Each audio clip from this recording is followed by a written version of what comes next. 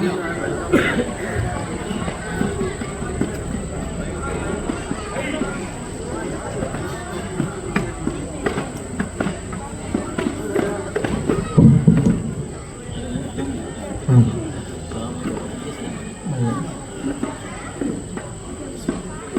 അലൈക്കും. അധ്യക്ഷൻ, സ്റ്റേജിൽ ഉപവിഷ്ടരായ മറ്റ് മാന്യ ജനങ്ങളെ, എൻ്റെ കൂട്ടുകാരെ, നാട്ടുകാരെ, അസ്സലാമു അലൈക്കും. നമ്മളിപ്പോൾ ജന്മദിന നാളിലാണ് റസൂലിൻ്റെ. സെലിബ്രേറ്റിംഗ് പ്രൊഫറ്റ് മുഹമ്മദ് മുസ്തഫ സല്ലല്ലാഹു അലൈഹി വസല്ലം. He was born in Makkah. He lost his father when he was 6. അപ്പോൾ ഈ റസൂലുള്ളാഹിന്റെ ജന്മദിനത്തിൽ ചെറിയ 2-3 കാര്യങ്ങൾ പറയാനാണ്, സമയമില്ല എന്നുള്ളത് പറഞ്ഞിട്ടുണ്ട്.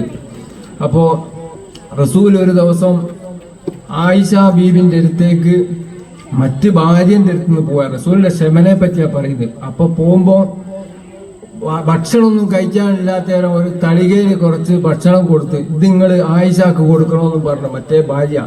അപ്പൊ കൊടുത്ത ഇതുമായിട്ട് ആയിഷ ബീവിന്റെ അടുത്തേക്ക് പോയാരോ ആയിഷ ബീവി ചോദിച്ചത് ഏടുന്നാന്ന്. അപ്പൊ മറ്റേ ഭാര്യന്റെ അടുത്തുനിന്നാന്ന് പറഞ്ഞേരം ആയിഷ ബീവിക്ക് ചൂടായി ഒരൊറ്റ തട്ടിയേരം ഈ തളികപാത്രവും ഈ ഭക്ഷണ സാധനവും വീണ് ഒന്നായിട്ട് ഇതായിപ്പോയി. ഒരു സംഭവം റസൂല് പറഞ്ഞില്ല, അതിങ്ങനെ പെറുക്കിയെടുക്കുക. അപ്പൊ ആയിഷ ബീവി റസൂലിനോട് ചോദിച്ചു, ഞങ്ങളെന്താ എന്തെങ്കിലും ഒന്നും പറയാത്തതെന്ന്. അത്രയും വലിയ ക്ഷമന്റെ ആളാണ്. അതാ ഞാൻ ക്ഷമന്റെ കഥ ഇങ്ങനെ പറയല്. അപ്പൊ ഇവിടെ കേൾക്കാത്തവർക്ക് 2 ബെയ്ത്തും ചൊല്ലി അങ്ങ് ശരിയാക്കാൻ വിചാരിച്ചിട്ടാ. അപ്പോ തേവ മുഹമ്മദ് കഞ്ഞി പറഞ്ഞില്ലേ, ക്ഷമിക്കുന്നു മാപ്പെങ്കിൽ അവൻ നേതാവാ, ക്ഷമിച്ചാൽ അവൻ ജനദൃഷ്ടിയിൽ രാജാവാ. A man without patient lamp without oil. ഞാൻ എപ്പോഴും പറയുന്നതാണ്, ക്ഷമന്റെ ഭയങ്കര സംഭവമാണ്. അപ്പോ പിന്നെ എനിക്ക് പറയാനുള്ള എന്താന്ന് വെച്ചാല്, ഈ ഇവിടെ ഇപ്പൊ സമ്മാനങ്ങളും ഇതൊക്കെ കൊടുക്കുന്നുണ്ടല്ലോ, ഇത് ഈ പ്രോത്സാഹനം ഭയങ്കര. ഇവിടെ ബൾബ് കണ്ടുപിടിച്ച് ശാസ്ത്രജ്ഞൻ ഉണ്ടല്ലോ തോമസ് എഡിസൺ, അയാള് സ്കൂളിൽ പഠിക്കുന്ന കാലത്ത് സ്കൂളിൽ തീരെ പഠിക്കലായിരുന്നു. എന്നിട്ട് പിന്നെ മാഷ്മാർക്കൊക്കെ വലിയ പ്രയാസമായിരുന്നു ഈ എഡിസനെ കൊണ്ട്. അപ്പൊ ഒരു ദിവസം അമ്മനോട് പറഞ്ഞ് മാഷ് ഒരു കത്ത് കൊടുത്തതാ മോന്റെ അടുത്ത്, ഇവനെ കൊണ്ട് ഞങ്ങൾക്ക് വലിയ പ്രയാസമുണ്ട്, അതുകൊണ്ട് ഇവനെ ഈ ക്ലാസ്സിൽ നിന്ന് ഒഴിവാക്കണമെന്ന്. അമ്മ ഇത് കണ്ട് വായിച്ചിട്ട് എന്ത് ചെയ്ത് മോനോട് പറഞ്ഞ് തല തിരിച്ചാ, ഇനി വലിയ കുട്ടിയാണ്, എനിക്ക് ഈ സ്കൂള് പോരാന്ന്. അതായിരുന്നു ഓന്റെ പ്രോത്സാഹനം. അതുപോലെ ഇപ്പൊ ഇവിടുന്ന് പ്രസംഗിച്ച കുട്ടികളൊക്കെ വലിയ പ്രോത്സാഹിപ്പിച്ചാൽ ഭയങ്കരമായിട്ട് മുന്നോട്ട് പോകും. അത് നമ്മൾ പ്രത്യേകം ശ്രദ്ധിക്കണം. പ്രോത്സാഹനം നിർബന്ധമായിട്ടും വേണം. പിന്നെന്താ പറയാനുള്ളത്, ചെറിയ പാട്ട്. ഉള്ളിൽ പകയുണ്ടോ ഗമയുമുണ്ടോ, കള്ളച്ചിരിയുണ്ടോ വിനരുമുണ്ടോ, എന്നും വെറുപ്പോടെ നടക്കുന്നുണ്ടോ, വെറുതെ കൊടും വാശി പിടിക്കുന്നുണ്ടോ, 3 തുണി വെള്ള പുതപ്പിൽ നിന്നെ മൂടും ഒടുവിലായി കബറിൽ തന്നെ, അനുജാ നിലാവിട്ട് നടന്നിടല്ലേ, മരണം വരും തീർച്ച മറന്നിടല്ലേ. അതുപോലെ തന്നെ റബ്ബ് നമ്മളെപ്പോഴും ഓർക്കണം.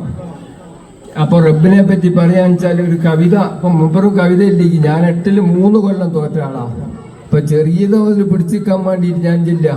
അപ്പം പറഞ്ഞ അനന്തമജ്ഞാതം അവർണ്ണനീയം ഈ ലോകഗോളം തിരിയുന്ന മാർഗം, അതിലെങ്ങാണ്ടൊരിടത്തിരുന്ന് നിൽക്കുന്ന മർത്യൻ കഥയെന്തറിഞ്ഞു. അനന്തമജ്ഞാതമവർണ്ണനീയം ഈ ലോകഗോളം തിരിയുന്ന മാർഗം, അതിലെങ്ങാണ്ടൊരിടത്തിരുന്ന് നിൽക്കുന്ന മർത്യൻ കഥയെന്തറിഞ്ഞു. അമ്പരമധ്യേ തിളങ്ങുമോരാബിത ബിംബവും കെട്ടുപോയെങ്കിലാട്ടെ, അക്കരി ഊതിപ്പിടിപ്പിച്ച് മറ്റൊരു തീക്കട്ടയുണ്ടാക്കും സർഗശക്തി. അതാണ് റബ്ബ്. അപ്പൊ റബ്ബിന് വേണ്ടിയത് എന്താ വെച്ചാൽ നമ്മളെ പേരും പെരുമയൊന്നുമല്ല. റബ്ബിന് വേണ്ടിയത് ഒരു പാട്ടുണ്ട്. പട്ടാളം മാളിക പണിതാലും കൊട്ടാരം മാളിക പണിതാലും പട്ടാളം കാവല് നിന്നാലും ഒട്ടാകെ മണ്ണോട് മണ്ണടിയും ഒരു നാൾ മരണത്തിൻ മലക്കണയും. അല്ലാഹ്ക്കു വേണ്ടത് പണമല്ല, പൊന്നിട്ട പെണ്ണിന്റെ മൊഞ്ചല്ല, ഈമാനോളിലെങ്കും കൽബാണ്, നിസ്കാരത്തയമ്പുള്ള മുഖമാണ്. പിന്നെപ്പോ ചങ്ങാതിക്കൂട്ടത്തിന്റെ കഥ പറഞ്ഞപ്പോ ഈ ഒരു കഥ ഓർമ്മ വരുന്നത്. അതായത് ഒരു ഗുരു യാത്ര പോവുക തപസിരിക്കാൻ വേണ്ടിട്ട്. അപ്പൊ ഗുരു പോകുമ്പോ കുറച്ച് ആൾക്കാർ പറഞ്ഞു, നിങ്ങൾ ഇങ്ങനെ ഞങ്ങൾക്ക് എന്തെങ്കിലും ഒരു ഉപദേശം തരണമെന്ന്. അപ്പൊ ഉപദേശം തരണമെന്ന് പറഞ്ഞേരം ഈ ഗുരുവിന്റെ ഈ ബാഗിന്ന് 4 പ്രതിമനെടുത്ത്, ഈ 4 പ്രതിമനെടുത്തിട്ട് ഒന്ന് മണ്ണ് കൊണ്ടുള്ള പ്രതിമ, ഒന്ന് പഞ്ഞി കൊണ്ട്, ഒന്ന് കരിങ്കല്ല് കൊണ്ട്, ഒന്ന് കൽക്കണ്ടം കൊണ്ട്. അങ്ങനെ ഈ പ്രതിമന എടുക്കേണ്ട ഒരു നല്ല വെള്ളത്തിൽ കൊണ്ടുപോകേണ്ടിട്ട് ഈ പ്രതിമന മണ്ണ് കൊണ്ടുള്ള പ്രതിമനിട്ട്. അപ്പൊ ഒന്നായിട്ട് മണ്ണ് കലങ്ങി നാശായിപ്പോയി.